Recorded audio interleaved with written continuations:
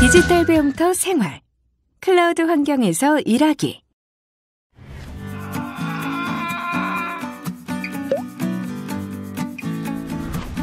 하루 종일 회의 시간 조정에 보고서 수정, 수정 내용 공유 등으로 눈코 뜰 새 없이 바빴다면요.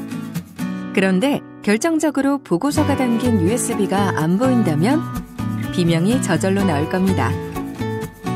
온라인 협업 툴을 사용했으면 이런 일은 없었을 텐데요. 온라인 협업 툴로 정보를 공유하고 의견을 조율해 새로운 결론을 만들어낼 수 있다면 수십 통의 전화, 수정 보고서 확인, USB는 다 필요 없습니다. 온라인 협업 툴 사용법, 지금부터 알아볼까요? 오늘은 클라우드와 온라인 협업 툴에 대해 이해하고 온라인 협업 툴에서 팀원들과 소통하는 방법과 일정 문서 등을 관리하고 공유하는 방법, 그리고 팀원들과 협업하여 효과적으로 일하는 방법에 대해 알아보겠습니다. 온라인 협업 툴 시작하기. 안녕하세요, 이지훈입니다.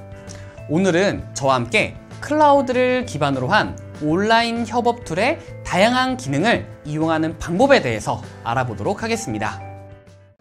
지금부터 온라인 협업 툴을 다뤄보도록 하겠습니다. 일단 웹 브라우저 안에서 네이버 웍스를 검색해 보도록 할게요. 웍스. 그리고 검색을 시작하겠습니다. 이후에 제일 처음에 나오는 네이버 웍스 홈페이지에 들어가 보도록 할게요. 접속을 하신 후에 오른쪽 상단에 있는 무료로 시작하기를 눌러보도록 하겠습니다. 아래쪽으로 내리셔서 프리 버전의 무료로 시작하기를 눌러보도록 할게요. 지금부터 회원 가입을 해볼 건데요. 회원 유형에서 개인이나 법인 사업자 또는 개인 사업자 중에 한 가지를 선택해 주시면 되겠습니다. 로그인 정보에 들어가셔서 여러분들께서 아이디로 활용하실 이메일 주소를 입력해 주도록 할게요. 그리고 이메일 인증을 눌러주도록 하겠습니다. 이후에 인증 이메일로 들어가셔서 인증 메일을 직접 열어주시고 메일 인증을 선택해 주시길 바랍니다. 이렇게 인증이 완료되었습니다 라고 뜨면요, 다음으로 진행하면 되겠습니다. 이후에는 고객 정보에서 여러분들의 이름과 휴대폰 번호를 입력해 주도록 할게요. 휴대폰 인증을 확인을 눌러주도록 하겠습니다. 이후에 주소도 입력해 주도록 할게요. 그리고 아래쪽에 있는 플랫폼 약관 동의를 눌러주도록 하겠습니다. 광고성 정보 수신은 선택이니까 참고해 주시기 바랄게요. 그리고 가입하기를 누르겠습니다. 이렇게 네이버 클라우드 플랫폼 회원 가입이 완료되었습니다 라고 뜨면 확인을 누를게요. 자동으로 로그인이 되면 아래쪽에 있는 상품 선택란을 봐주시길 바랄게요. 여기 상품 선택란에서 프리를 눌러주도록 할게요. 그리고 아래쪽에 있는 약관 동의를 선택하도록 하겠습니다. 모든 약관에 동의를 하도록 할게요. 그리고 정보 입력을 눌러주도록 하겠습니다. 지금부터는 그룹명을 입력하도록 할게요. 팀 워크샵 119라고 입력을 해봤고요. 중복 체크를 눌러보도록 하겠습니다.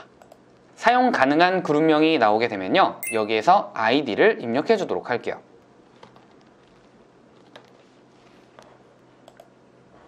이런 방식으로 해서 아이디와 비밀번호를 입력하신 뒤에 신청 완료를 눌러주시면 되겠습니다. 신청 완료 페이지에서 네이버 웍스 어드민 바로 가기를 눌러주도록 할게요. 이제 온라인 협업 툴에서 사용할 아이디와 팀명을 적어서 로그인하도록 할게요. 그리고 시작을 눌러보도록 하겠습니다. 이후에 로그인까지 해주시면 이렇게 최종적으로 로그인 되신 것을 확인하실 수 있습니다. 자, 여기서 제가 팁으로 알려드리자면 여기 오른쪽에 팀워크샵 119라고 되어 있는 것은 그룹명입니다. 그래서 이건 공통적으로 나오는 것이기 때문에 그래서 왼쪽에 여러분들께서 설정한 아이디를 입력해 주시기만 하면 되는 거고요. 만약에 여러분이 휴대폰 번호로 로그인을 하시길 원할 경우에는 회원 가입 단계에서 입력을 하셨었던 휴대폰 번호를 입력하시면 되겠습니다. 만약에 여러분들 중에서 라인으로 로그인을 하고 싶으시다면 라인을 따로 가입을 하셔서 여기 있는 이 버튼을 누르신 뒤에 접속을 하시면 되겠습니다. 지금부터는 관리자 설정 및 구성원 초대 설정을 해보도록 할게요. 로그인을 하시게 되면 이렇게 관리자 설정 화면이 뜨게 되는데요. 여기에서 오른쪽 상단에 있는 로고를 눌러보도록 할게요. 여기 아래쪽에 있는 개인 정보를 눌러주도록 하겠습니다.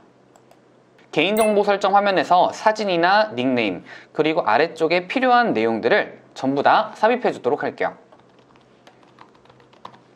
그리고 저장을 누르도록 하겠습니다.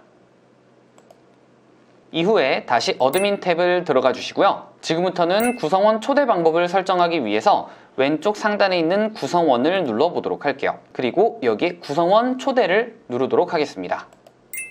그러면 구성원 초대 화면에서 오른쪽에 있는 수정을 누를게요. 그럼 여기에서 링크, 그리고 초대 권한, 그리고 자동 승인 등 이 세 가지 옵션을 설정해 주실 수 있습니다. 구성원이 로그인을 하실 수 있게끔 관리자가 아이디와 비밀번호를 만든 뒤에 초대를 할 수 있는 방법 이외에 링크나 그리고 QR코드로 초대를 할 수 있는 것을 말합니다. 그래서 이것을 웬만하면 그냥 저는 설정해 주는 것이 좋을 것 같고요. 그리고 초대 권한은 모든 구성원이 초대 가능을 눌러주거나 아니면은 진짜 관리자만 초대 가능하게 하고 싶다라고 한다면 관리자만 초대 가능을 눌러주시면 될 것 같아요. 그리고 자동 승인을 눌러주시면 관리자의 승인 없이 바로 가입이 되는 것이기 때문에 만약에 보안성을 유지하는 그런 그룹을 만들고 싶다라고 하신다면 자동 승인을 해제해 주시는 것을 추천합니다. 이걸 눌러야지만 관리자의 승인 하에 구성원을 초대할 수 있는 것이죠. 그럼 지금부터는 구성원을 직접 초대해 보도록 할게요. 오른쪽 상단에 있는 로고를 눌러주시고요. 아래쪽에 있는 신규 구성원 초대를 선택하도록 하겠습니다. 지금부터는 초대할 구성원의 이메일 주소를 입력하도록 할게요. 이메일 주소를 직접 입력하셔도 되지만 초대 메시지 복사하기를 누르셔서 카카오톡이나 메신저에 바로 보내실 수도 있습니다. 또는 여러분들께서 구성원 이메일을 직접 만들어 보실 수도 있는데요. 여기 아래쪽에 있는 구성원 계정 만들기를 통해서 팀원들의 계정을 직접 만들어 주실 수 있습니다. 만약에 직접 구성원을 추가하고 싶으시다면 오른쪽 상단에 있는 구성원 추가를 눌러주시고요. 여기에서 성함과 이름, 사진, 그리고 아이디를 설정해 주실 수 있겠습니다. 입력해 주시고 그리고 오른쪽 하단에 추가 눌러주도록 할게요. 만약에 비밀번호 같은 경우에는 자동으로 생성을 하실 수 있긴 한데요. 관리자가 직접 등록하거나 구성원이 등록하실 수 있습니다. 일단은 그냥 자동으로 생성을 눌러보도록 하겠습니다. 추가를 누를게요. 자, 이렇게 구성원 추가를 완료했고요. 이렇게 나와 있는 이 이메일 주소를 확인해 주시고 이 상태에서 이메일을 바로 팀원에게 보낼 수 있게 됩니다. 보내기를 누를게요. 그리고 닫기를 누를게요. 그러면은 이렇게 홍길동이라고 하는 이름으로 해서 직급은 아르바이트, 그리고 상태는 미접속이라고 나와 있는데 지금부터는 이메일로 초대장을 보냈기 때문에 이메일을 활용해서 초대에 응답해 보도록 할게요. 자, 여기 보이시는 것처럼 팀워크샵 119 구성원으로 추가되었습니다 라고 나오죠. 이 이메일을 선택해 보도록 할게요. 그러면 홍길동님의 아이디와 임시 비밀번호가 설정되었습니다 라고 나오게 되죠. 그럼 여기에서 서비스 로그인하기를 눌러보도록 하겠습니다. 이렇게 초대받아 로그인을 해주시고요. 새롭게 비밀번호를 입력해 주시면 됩니다.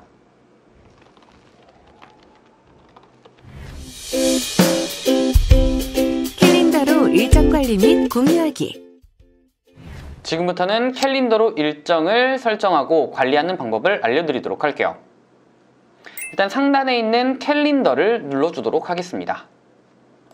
그리고 좌측 상단에 있는 일정 약속 쓰기를 선택하도록 할게요. 여기 회의 제목과 그리고 참석자, 일시 같은 것들을 입력하도록 할게요.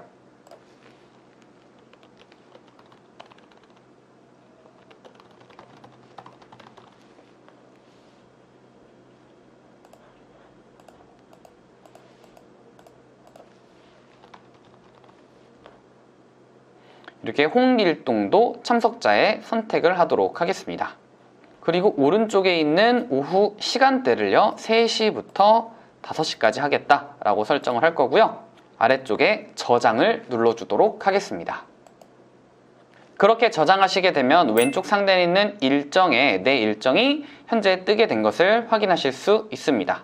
자, 여기에 있는 이 일정을 보시면 될 것 같아요. 만약에 보기 어려우시다 라고 하시면은 월간, 주간, 일간 등으로 설정해서 보실 수 있으니까 참고하시기 바랄게요. 지금부터는 일정을 공유해 보도록 하겠습니다. 공유하고자 하는 캘린더 오른쪽에 있는 점점점을 선택하신 뒤에 상단에 있는 캘린더 설정을 선택하도록 하겠습니다. 캘린더명, 메모를 입력하시고요. 여기 아래쪽에 캘린더를 공유해야 되는데 공유할 팀원의 이름을 선택하도록 할게요. 이후에 저장을 누르시게 되면은 캘린더 공유가 완료됩니다. 지금부터는 초대받은 일정의 응답을 해보도록 할게요. 지금 저 같은 경우에는 이미 초대가 되어 있고요. 오른쪽 상단에 있는 금요일 이렇게 최종 결산 회의라고 있는 것을 확인할 수 있습니다. 이것을 선택해 볼게요. 선택을 하시면은 응답을 수락할 것이냐, 미정할 것이냐, 거절할 것이냐 이 세 가지 옵션을 선택해 주실 수 있게 되는데요. 여기에서 수락을 눌러주도록 하겠습니다.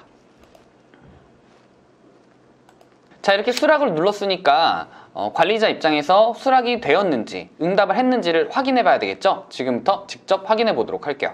자, 최종 결산 회의를 선택해 보도록 하겠습니다. 그리고 참석란에 전체 이명이라고 되어 있는 것을 확인할 수 있죠. 바로 이런 방식으로 반응을 직접 확인해 주실 수 있겠습니다. 효율적인 협업을 위한 소통하기.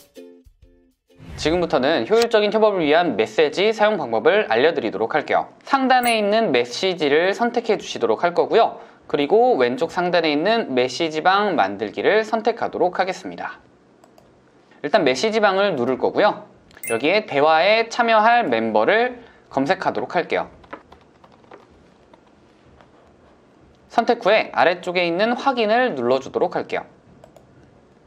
지금부터 메시지방에서 소통하고 공유해 보도록 할게요. 제가 아래쪽에다가 엔터 쳐보도록 할게요. 그러면은 메시지가 입력이 됐습니다. 그리고 좌측 하단에 있는 이 클립 아이콘을 선택해 주시면 내 PC와 폴더 안에 있는 이미지나 문서 파일 같은 것들을 공유해 주실 수 있습니다. 저는 내 PC에서 자료 하나를 선택해서 열기 눌러보도록 할게요. 그러면 땡땡땡 발주서 자료라고 하는 것이 전송된 것을 확인해 주실 수 있습니다. 그림 아이콘을 선택하시면 그림을 편집하실 수가 있게 되는데요. 예를 들어서 제가 여기에 그림을 삽입해 보도록 할게요. 여기 안에서 이미지의 회전, 그리고 텍스트 입력, 그리고 글꼴 크기도 대략적으로 설정이 가능하고요. 색상도 바꿔줄 수 있습니다. 이미지의 크기를 대략적으로 잘라주실 수도 있는데요. 이렇게 이미지를 잘라주도록 하겠습니다. 자르기 선택. 그러면 이미지에서 내가 원하는 부분을 쉽게 잘라줄 수 있게 되고요. 이렇게 전부 다 편집을 하신 뒤에 오른쪽 하단에 있는 확인 버튼을 눌러주시기만 하면 됩니다. 지금도 메시지방에 있는 부가 기능을 확인해 보도록 할게요. 오른쪽 상단에 있는 아이콘을 눌러주시면 여기에 공유되고 있는 사진, 동영상 또는 파일, 링크 등을 한꺼번에 확인해 줄 수 있는 곳이 있습니다. 그리고 오른쪽 상단에 있는 점점점 더보기 버튼을 누르시게 되면 여기에서도 초대하기, 통역, 할 일 쓰기, 설문, 템플릿, 메일, 약속 초대 등 이렇게 다양한 기능을 수행해 주실 수가 있겠습니다. 그리고 메시지 옆에 있는 점점점 버튼을 눌러도 답장, 하나씩 전달, 묶어서 전달, PC 저장, 폴더 저장, 회수까지 다양한 기능을 수행해 주실 수 있게 됩니다. 회의 링크 생성 및 공유하기. 지금부터 직접 회의 링크를 만들고 공유를 해보도록 하겠습니다. 상단에 있는 캘린더를 선택해 줄게요. 그리고 왼쪽 상단에 있는 일정 약속 쓰기를 선택하겠습니다. 이후에는 회의 제목을 입력할게요. 그리고 일정을 변경해 주시고 아래쪽에 있는 화상회의 추가를 선택하셔서 회의 링크 만들기를 선택하도록 하겠습니다. 이후에 회의 링크 추가를 선택하시고요. 회의 링크가 만들어진 것을 확인하신 뒤에 왼쪽 하단에 있는 저장 버튼을 선택하도록 하겠습니다. 이후에 그룹 캘린더에서 일정을 선택해 주신 뒤에 화상회의 링크가 제대로 설정되어 있는지를 확인해 주시면 완료입니다.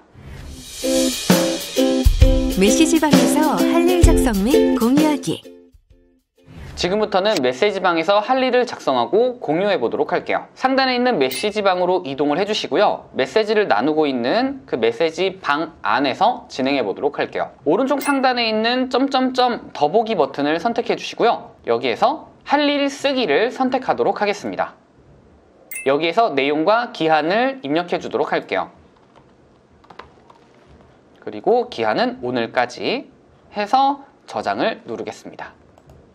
그럼 오른쪽 상단에 할 일이 생성되었습니다 라고 하는 이런 부분이 나오게 되고요. 할 일이 생성이 되었는지를 확인해 주시면 완료입니다. 온라인 협업 툴에서 문서 저장 및 공유하기. 지금부터는 온라인 협업 툴에서 문서를 공유해보는 시간을 가져보도록 할게요. 일단은 구글에 접속을 하시고요. 오른쪽 상단에 있는 앱 버튼을 눌러주시고 드라이브를 선택하도록 하겠습니다. 이후에는 왼쪽 상단에 있는 새로 만들기를 누르셔서 파일 업로드를 하도록 하겠습니다. 그리고 업로드하고 싶은 문서를 선택해서 열기 눌러보도록 할게요. 그리고 왼쪽 상단에 있는 새로 만들기 그리고 폴더를 선택해 보도록 할게요. 그리고 공유 폴더라고 하는 이름으로 이름을 바꿔주신 뒤에 만들기를 누르도록 하겠습니다. 공유 폴더라고 하는 이름의 폴더를 만들었고요. 방금 전에 업로드를 한 파일을 공유 폴더에 이동시켜 보도록 할게요. 마우스 오른쪽 누르시고요. 여기에서 이동을 누른 뒤에 공유 폴더를 선택해서 이동을 눌러주도록 하겠습니다. 지금부터는 공유 폴더 자체를 공유해 보려고 하는데요. 공유 폴더를 선택해 주시고 마우스 오른쪽 그리고 상단에 있는 공유를 눌러주도록 할게요. 그리고 공유 링크를 받을 사람의 이메일 주소를 입력해 주도록 하겠습니다. 그리고 편집자 권한을 주고요. 보내기를 누르도록 할게요. 자, 이렇게 폴더를 공유를 했는데요. 이렇게 폴더를 공유하시면 받는 사람의 구글 드라이브 왼쪽에 공유 문서함에서 확인을 해주실 수가 있게 됩니다. 자, 이렇게 방금 이지쌤님이 공유한 PPT 샘플이라고 하는 이 자료가 공유된 것을 확인해 주실 수 있겠네요. 네, 그러면 한번 정리를 해볼까요? 협업 툴, 온라인상에서 구성원들 간의 파일을 주고 받고 일정을 조율하고 소통할 수 있는 도구들을 모아놓은 것이죠. 이 협업 툴을 잘 살펴보시고요. 작업 특성이나 구성원들 취향 등에 적합한 툴을 선택하셔서 훨씬 편리하고 효율적으로 작업해 보시길 바라겠습니다.